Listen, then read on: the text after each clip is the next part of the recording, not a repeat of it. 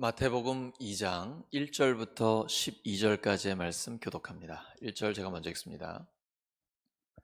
헤롯 왕 때에 예수께서 유대 베들레헴에서 나심에 동방으로부터 박사들이 예루살렘에 이르러 말하되 왕으로 나신 이가 어디 계시냐? 우리가 동방에서 그의 별을 보고 그에게 경배하러 왔노라 하니. 헤롯 왕과 온 예루살렘이 듣고 소동한지라. 왕이 모든 대제사장과 백성의 서기관들을 모아 그리스도가 어디서 나겠느냐 물으니 이르되 유대 베들레헴이오니 이는 선지자로 이렇게 기록된 바 또 유대 땅 베들레헴아 너는 유대 고을 중에서 가장 작지 아니하도다. 내게서 한 다스리는 자가 나와서 내 백성 이스라엘의 목자가 되리라 하셨음이니이다.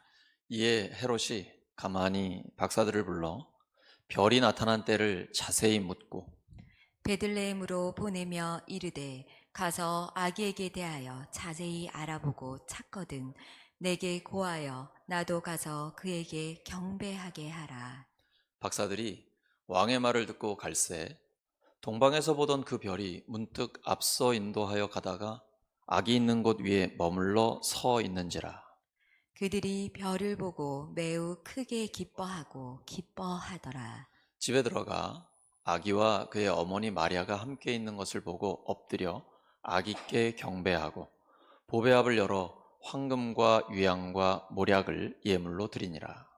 그들은 꿈에 헤로데게로 돌아가지 말라 지시함을 받아 다른 길로 고국에 돌아가니라. 아멘. 성탄 주일 예배, 스타가 아니라 별입니다. 스타가 아니라 별입니다 라는 제목으로 하나님 말씀 전하겠습니다. 사람은 다 인정받기를 원합니다. 자기 분야에서 스타가 되기를 원하죠.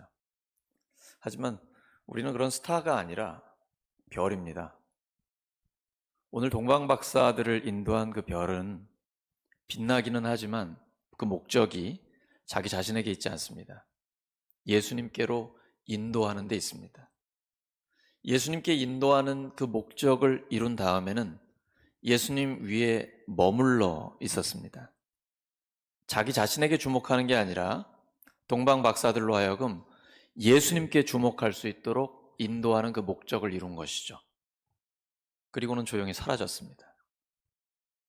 이것이 바로 별이 살아가는 이유입니다. 유대 땅 베들레헴에 아기 예수님이 오셨습니다. 근데 동방 박사들은 예루살렘을 먼저 찾아갔습니다. 왜냐하면 당연히 수도인 예루살렘, 왕이 있는 그곳에 오셨을 것이라고 생각했기 때문이죠. 근데 헤롯 왕에게는 아들이 없었습니다. 헤롯 왕은 유대인이 아닙니다. 반 유대인, 반 에도민입니다. 에서의 후손인데요. BC 40년에 유대의 왕이 됐습니다. 당시는 로마 황제가 지배하고 있었고 유대 땅은 식민지였습니다. 그때에 유대의 분봉왕, 그 한 지역을 담당하는 왕으로 헤롯이 그 왕위에 올라가게 된 거죠. 굉장히 잔인한 사람입니다. 자기의 왕좌를 지키기 위해서는 자기 아내도 죽이고 아들들도 죽인 사람입니다. 그때 동방에 있는 박사들이 찾아왔습니다. 전혀 모르는 사람들인데 한 수개월에 걸쳐서 사막을 넘어 온 것으로 우리가 보고 있습니다. 이 사람들이 오더니 단도직입적으로 얘기합니다. 유대인의 왕을 찾아 경배하러 왔습니다.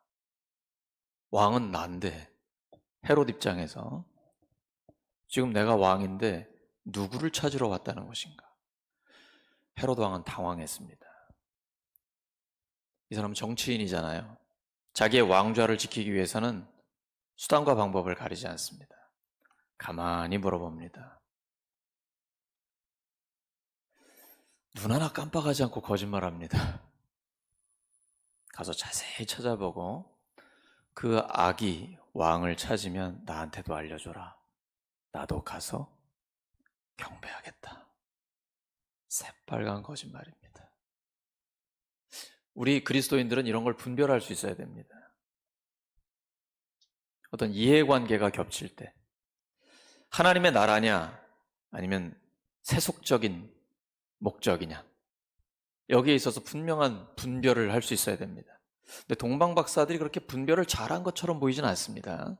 하지만 하나님께서는 마귀의 괴계를 꿰뚫어 보고 계십니다. 절대로 세속적인 정치인의 욕심, 욕망 때문에 하나님의 일이 막히는 일이 없습니다. 하나님께서는 그 동방 박사들에게 꿈에 지시를 해줍니다. 헤롯에게 가지 마라. 고국으로 다른 길을 따라서 돌아가게 되는 것이죠. 이 동방 박사들은 점성가입니다. 별을 보고 점을 치는 사람입니다. 하나님의 일에 쓰임 받을 수 있을까요? 점 치는 사람? 여러분, 점 치는 사람 찾아가 본 적 있으십니까? 웃는 분들은? 예수님을 믿는 예수님의 제자들은 기도하면서 성령의 인도하심을 따라 하나님의 말씀을 듣고 갈 길을 분별해서 나아갑니다. 근데 예수님을 믿지 않는 사람들은 미래가 불안하기 때문에 점치는 사람들, 또 귀신 들린 사람들을 찾아가서 물어봅니다. 귀신들이 귀신같이 과거를 잘 마칩니다. 여기에 현혹되면 안 됩니다. 제가 왜 현혹이라고 하는지 아시죠? 절대로 미혹되면 안 됩니다. 과거를 귀신같이 맞춘다고 해서 이 귀신이 미래를 잘 아느냐? 그럴 수 없는 것입니다. 미래는 하나님의 영역입니다. 인간의 불안한 심리를 이용해서 이 귀신 들린 자들이나 점치는 사람들은 참말은 조금만 섞고 거짓말은 왕창 섞어가지고 돈을 엄청나게 뜯어냅니다. 예수님을 믿는 사람들은 이런 귀신들이나 점치는 사람들에게 절대로 미혹돼서는 안 됩니다. 우리는 오직 진리의 말씀인 하나님의 말씀을 따라가야 합니다. 그런데요, 하나님께서는 그 점성가들, 별을 보고 점을 치는 그 사람들이 이해하는 언어로 말씀해 주셨습니다. 별을 통해 인도해 주신 것입니다. 그리고 그들을 예수님께로 오게 해서 예수님께 경배하게 만들어 주셨습니다. 그러므로 구원받지 못할 사람은 아무도 없습니다. 하나님께서는 별을 사용하시기도 하고 세상에 있는 모든 것들을 다 사용하셔서 예수님께로 인도하실 수 있습니다. 농사 짓는 분 혹시 계십니까? 엊그제도 제가 대화를 나눴는데 이제 봄이 되면 밭을 갈 텐데 그때에 내 마음의 밭은 잘 갈아져 있는가? 속살이 나와 부드럽게 됐는가 살펴보시기 바랍니다. 혹시 의료진들이 있으시다면 내가 지금 영혼의 의사 역할을 하고 있는가 생각해 보시기 바랍니다. 어부들은 물고기 잡는 것으로 부르셨습니다. 깊은 데로 가서 그물을 내려라. 그때에 그물이 찢어질 정도로 물고기 잡히는 걸 보면서 예수님 앞에 무릎을 꿇었습니다. 예수님은 굉장히 가까이 계십니다. 우리가 있는 그 사업장에서, 가정에서, 목장과 우리의 모든 삶의 자리, 학교에서 하나님 우리에게 말씀하십니다. 중요한 것은 내가 하나님의 음성을 들을 수 있는 마음의 준비가 되어 있는 것입니다. 내 마음만 준비가 되어 있으면 하나님은 언제든지 우리에게 말씀해 주십니다. 교회의 위기는 세상적인 사고방식, 세상적인 방법, 세상적인 태도가 교회 안에 그대로 들어오는 것입니다. 그것이 하나님을 대신하고 성경을 비판하고 하나님께 예배드리는 것을 소홀히 하게 만드는 것입니다. 하나님께 예배를 드리는 것은 종교 행사가 아닙니다. 우리의 마음을 다해 우리의 삶을 다해 하나님 앞에 우리를 드리는 것입니다. 예배는 오직 하나님께만 집중하는 것입니다. 목회자나 어떤 사람이 스타가 돼서는 절대로 안 됩니다. 스타는 예수님밖에 없습니다. 그래서 우리가 Jesus Christ 슈퍼스타라는 말 하잖아요. 예수 그리스도만이 슈퍼스타입니다. 우리는 그 스타이신 예수님께 인도한다 하면 조용히 사라지는 것입니다. 그것이 우리의 사명입니다. 예수님의 탄생 앞에 세 종류의 사람이 있습니다. 헤롯 왕처럼 겉으로는 경배하는 척하지만 속으로는 저주하고 거부하는 사람이 있습니다. 종교 지도자들, 대제사장과 서기관들입니다. 성경 전문가입니다. 너무나 성경을 잘 알기 때문에 700여 년 전에 미가를 통해서 예언된 그 말씀을 통해서 베들레헴, 이 빵집이라는 이름을 가지고 있는 다윗의 동네에 그리스도가 태어날 것입니다. 정확하게 알고 있었습니다. 하지만 그 예수님을 만나러 가지는 않습니다. 무관심합니다. 무관심하면 하나님 만날 수 없습니다. 오늘 우리 찬양 인도자께서 말씀하신 것처럼 우리가 매주일 그냥 습관대로 와가지고 하나님 앞에 드리는 그 예배를 만약에 하나님을 만나는데 무관심하다, 하나님을 경험할 수 없습니다. 하지만 정직하게 의심하는 사람에게는 오히려 희망이 있습니다. 그 사람이 바로 도마입니다. 하나님은 의심하는 사람을 야단치지 않으십니다. 오히려 내 손을 직접 네가 만져보고 보고 옆구리에 네 손 넣어봐, 경험하라고, 하나님을 경험하라고 말씀하세요. 무관심이 가장 위험한 적입니다. 근데 정직하게 관심을 갖고 의심을 하면 하나님께서는 깨닫게 해주십니다. 계속해서 진리를 알 수 있도록 우리를 인도해 주십니다. 별이 동방박사들을 인도한 것처럼 성령께서 우리를 인도하여 주십니다. 그러므로 아무 걱정할 필요가 없습니다. 세 번째 종류의 사람이 바로 동방박사들 같은 사람입니다. 그 먼 길을 오늘날과는 다릅니다. 가다가 어떤 도둑들을 만날지 모르고 내가 심각한 생명의 위협을 받을지 모르며 날씨 또한 어떨지 모르는 그때에 그 먼 길을 별의 인도를 따라서 유대인의 왕을 만나기 위해서 온 것입니다.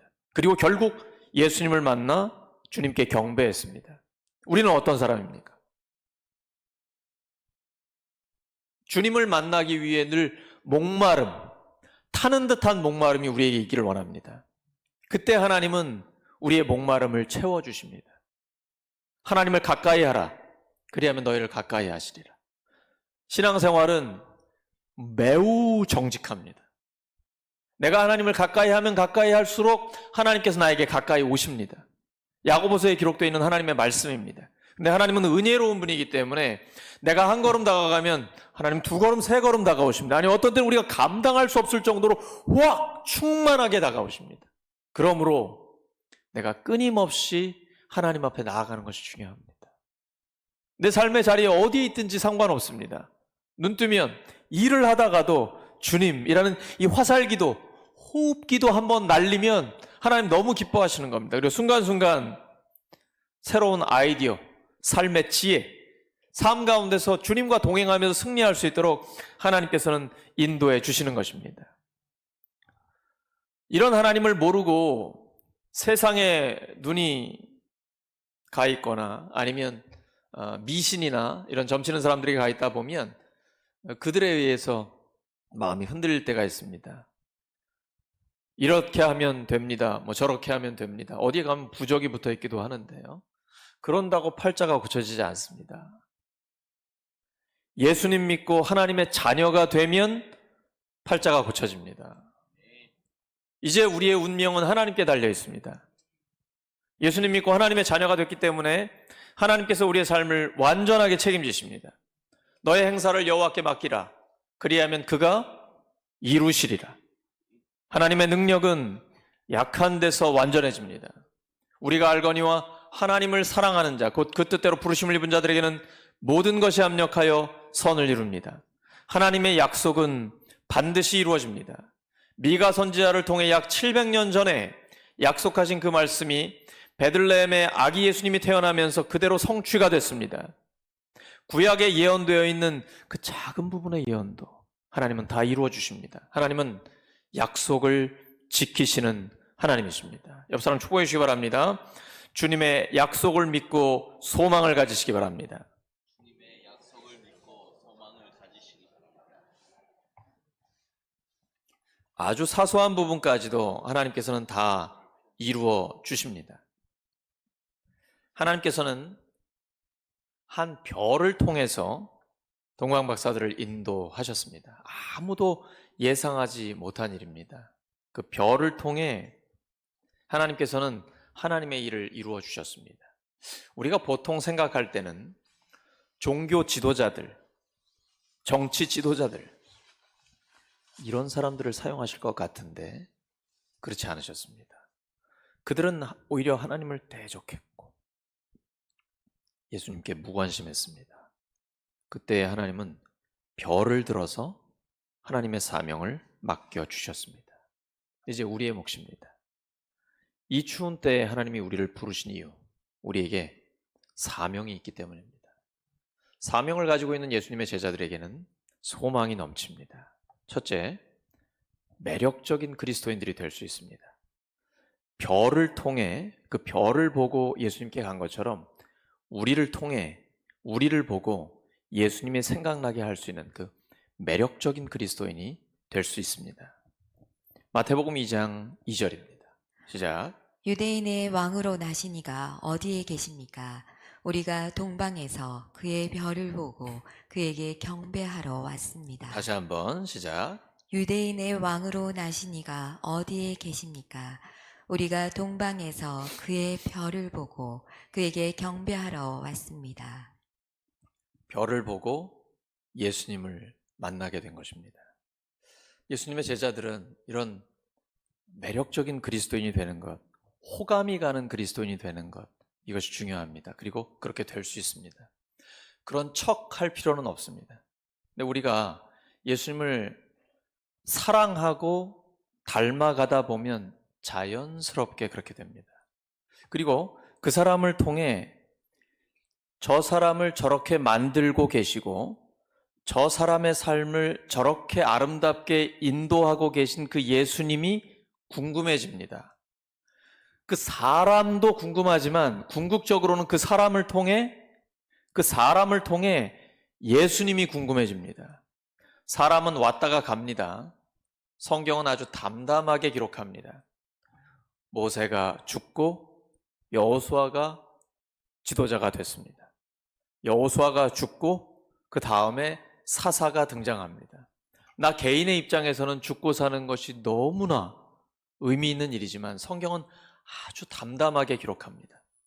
한 사람은 가고 새로운 사람이 옵니다. 그러나 하나님의 역사는 계속됩니다. 나도 마찬가지입니다.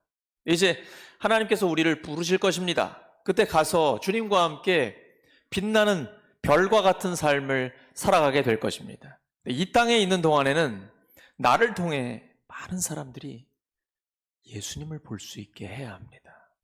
나를 보면 예수님이 궁금해지는 겁니다. 도대체 예수라는 분이 어떤 분인데 저 사람을 저렇게 변화시키고 있는 것인가? 저 사람은 어떻게 저렇게 점점 더 예수님을 닮아갈 수 있는 것인가? 나를 보면서 사람들이 그걸 궁금해하게끔 만드는 것이죠.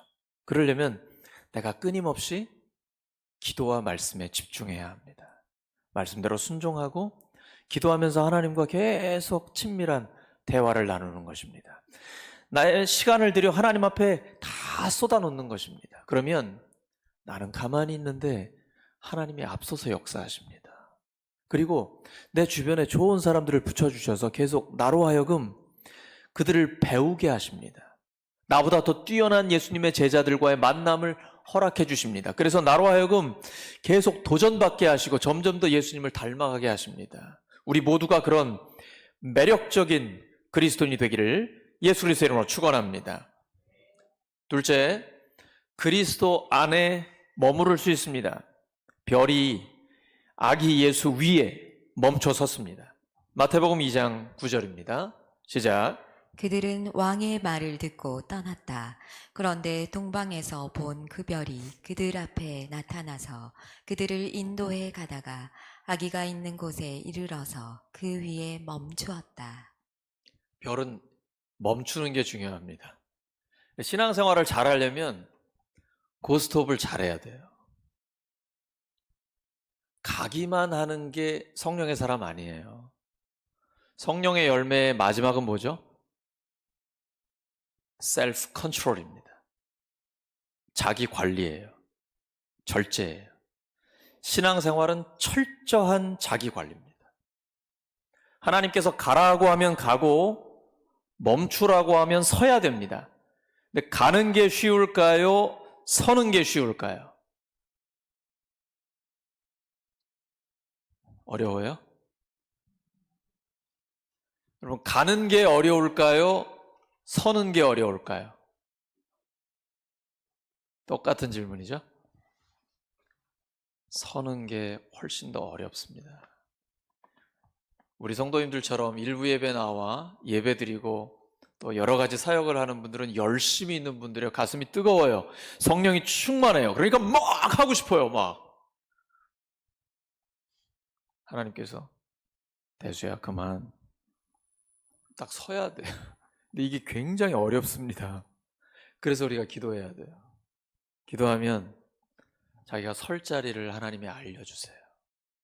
복 있는 사람은 악인들의 꾀를 따르지 않고 죄인들의 길에 서지 않고 오만한 자들의 자리에 앉지 않습니다. 오직 여호와의 율법을 즐거워하고 밤낮 없이 묵상하고 주님의 말씀이 가라고 하시면 가고 서라고 하시면 서는 것입니다. 그리고 그 그리스도 안에 머물러야 합니다. 그리고 그리스도 밖에 있는 사람을 그리스도 안으로 인도해야 합니다.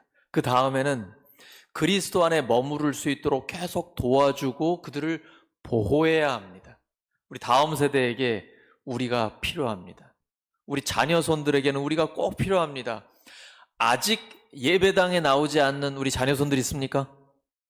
기도하고 계시죠? 그러나 반드시 하나님이 구원하시기 때문에 걱정하지 마십시오. 예배당만 교회 아닙니다. 교회는 헬라어로 에클레시아입니다. 세상에서 불러가지고 예수님을 믿는 사람들을 모아놓은 사람들의 모임입니다. 그러므로 우리 가정도 교회입니다. 비록 아직 예배당에는 나오지 않는다 할지라도 우리 가정이 있잖아요. 우리 가정이 교회예요. 이미 하나님이 구원하셨어요. 기다리시면 됩니다. 그리고 가정이 교회라는 것을 명심하고 끊임없이 내가 목사다라고 생각하셔야 돼요. 가정에서 내가 목사다라고 생각하셔야 됩니다. 그래서 자녀들이 아무리 속을 썩여도 기다리셔야 돼요. 참아줘야 돼요. 왜냐하면 아버지 하나님은 늘 기다리시거든요. 오기만 하면 품어주시거든요. 너 호적에서 파버린다? 이런 소리 절대 하면 안 됩니다, 여러분. 가정이 교회이기 때문에 내가 목회자라는 마음을 가지고 가정에서 내 자녀들이 평안하게 쉴 수 있게 해주셔야 돼요. 그리고 기다리셔야 됩니다. 하나님의 때가 반드시 옵니다. 그리스도 안에 우리는 머무를 수 있습니다. 그리고 그리스도 안으로 인도할 수 있습니다. 그리스도 안에 머물 수 있도록 도와줄 수 있습니다. 세 번째, 그리스도의 기쁨으로 충만할 수 있습니다. 마태복음 2장 10절과 11절입니다. 시작. 그들은 그 별을 보고 무척이나 크게 기뻐하였다. 그들은 그 집에 들어가서 아기가 그의 어머니 마리아와 함께 있는 것을 보고 엎드려서 그에게 경배하였다.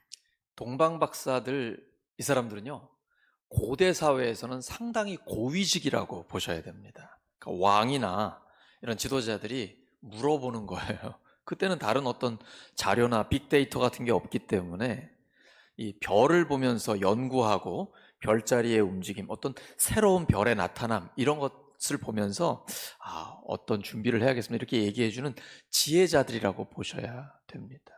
근데 이 사람들이 어느 날, 우리가 이제 학계에서 연구를 해보니까 그때쯤 해서 BC 7년쯤 해서 별자리들의 독특한 움직임이 3번 있었다라는 연구가 나와요. 아마 그걸 보지 않았을까 이렇게 우리가 추측을 합니다. 그래서 평소에 보지 못한 이상한 별자리들이 출현을 하니까 자기 나라에서, 오늘날 이란, 이라크에 있는 페르시아 지역이라고 보시면 되는데, 출발을 한 거예요.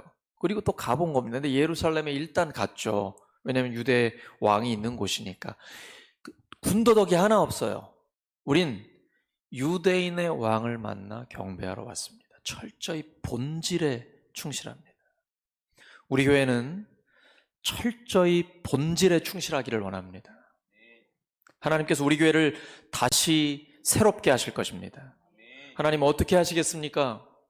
하나님을 기쁘시게, 이웃을 행복하게 하는 하나님 나라를 누리는 그 교회를 만드실 것입니다. 하나님 나라는 비본질적인 것에는 신경 쓰지 않습니다. 그건 이래도 되고 저래도 됩니다. 내일 떡국을 먹어도 되고 칼국수를 먹어도 됩니다. 이건 중요하지 않습니다. 근데 본질은 타협하지 않습니다. 하나님 나라는 먹는 일과 마시는 일이 아닙니다. 성령 안에서 누리는 의와 평화와 기쁨입니다. 의, 옳을 의자. 성경에서 의라는 개념은 뭐죠? 올바른 관계입니다. 하나님과 나, 이웃과 나, 환경과 나와의 올바른 관계입니다. 올바른 관계가 있으면 참된 평화가 있습니다. 그리고 진정한 기쁨이 있습니다. 세상이나 돈이 줄 수 없는 말초신경을 자극하는 짜릿한 쾌락, 이런 것과는 다른 것입니다. 성령께서 주시는 흔들리지 않는 평화와 기쁨이 있습니다. 올바른 관계가 선행되어야 합니다. 우리 교회는 이러한 하나님 나라에 집중할 것입니다. 이러한 정신으로 그리스도를 섬기는 사람은 하나님을 기쁘게 해드립니다. 또한 사람에게도 인정을 받습니다. 철저히 본질에 충실할 때 참된 기쁨이 우리에게 있습니다. 별이 동방박사들을 인도하다가 그 자리에 딱 멈춰 섭니다. 이 별을 보고 매우 크게 기뻐하고 또한 기뻐합니다. 이렇게 하나님께 인도하심을 받는 사람은 큰 기쁨을 누려요. 왜냐하면 성령께 인도함을 받는 사람은 하나님의 자녀라는 게 확실합니다. 로마서에 기록되어 있잖아요. 그러므로 구원의 확신이 넘치고 오늘 찬송한 것처럼 하나님이 나와 함께 하신다라는 것을 깊이 경험하는 거야. 머리로는 알고 있는데 삶에서 성령의 인도하심을 경험하다 보니까 큰 기쁨을 누리게 되는 것입니다. 이런 그리스도의 기쁨, 하나님이 주시는 참된 기쁨이 우리에게 넘치기를 예수 그리스도의 이름으로 축원합니다. 우리는 스타가 아니라 별입니다. 예수님께로 인도한 다음에는 조용히 사라지는 것입니다. 마치 세례 요한 같은 그러한 기쁨이 우리에게 넘치는 것입니다. 마지막 말씀 요한복음 3장 29절과 30절 시작. 신부를 차지하는 사람은 신랑이다. 신랑의 친구는 신랑이 오는 소리를 들으려고 서 있다가 신랑의 음성을 들으면 크게 기뻐한다. 나는 이런 기쁨으로 가득 차 있다. 그는 흥하여야 하고 나는 쇠하여야 한다. 예수님은 흥하여야 하고 나는 조용히 사라져야 합니다. 그러면 나에게 기쁨이 없을까요? 아닙니다. 엄청난 기쁨이 우리 안에 넘치게 됩니다. 하나님이 나와 함께 하신다는 확신 때문입니다. 하나님이 나를 사용하고 계시다라는 이게 가장 큰 기쁨이에요. 하나님께 쓰임받는 것보다 더 큰 영광이 있습니까? 그래도 돈이 있어야 돼요. 하나님 알고 계십니다. 먼저 하나님 나라와 하나님의 의를 구하면 나머지 모든 것은 하나님이 책임져 주십니다. 그 크신 하나님, 그 영광의 하나님이 우리를 부욕해 하시려고 스스로 가난하게 되셨습니다. 예수님 누일 곳이 없어서 마구간에 구유 위에 그 염을 통해 누워 계신 예수님을 기억하시기 바랍니다. 주님께는 모든 것이 가능합니다. 그래서 믿는 자에게는 모든 것이 가능합니다. 내게 능력 주시는 자 안에서 내가 모든 것을 할 수 있습니다. 우리의 모든 삶의 자리에서 하나님이 우리와 함께 하시기 때문입니다. 말씀 정리합니다. 예수님의 제자는 스타가 아니라 별입니다. 사람들이 나 자신에게 주목하게 해서는 안 됩니다. 나를 보면서 예수님이 궁금해져야 합니다. 우리에게는 소망이 넘칩니다. 매력적인 그리스도인이 될 수 있습니다. 그리스도 안에 머무를 수 있습니다. 그리스도의 기쁨으로 충만할 수 있습니다. 예수님께로 인도하는 별처럼 예수님께로 수많은 사람들을 인도하여 주의 이름으로 구원하는 우리 모두가 되기를 예수 그리스도의 이름으로 축원합니다. 함께 말씀 기억하면서 합심하여 기도하겠습니다. 하나님 아버지, 주님께서 스타이시고 저희들은 주님께로 인도하는 별처럼 살기를 원합니다. 주여, 저희들이 호감이 가는 매력적인 그리스도인 되게 해주시옵소서. 늘 그리스도 안에 머물게 해주시옵소서. 그리스도 밖에 있는 이들을 그리스도 안으로 인도하게 해주시옵소서. 그리고 그들을 보호하고 그리스도 안에 머물 수 있도록 도와주는 그런 예수님의 제자가 되게 해주시옵소서. 세상의 기쁨이 아니고 그리스도의 기쁨으로 충만하게 하여 주시옵소서. 하나님, 저희들을 사용해 주시옵소서. 아버지, 도와주세요.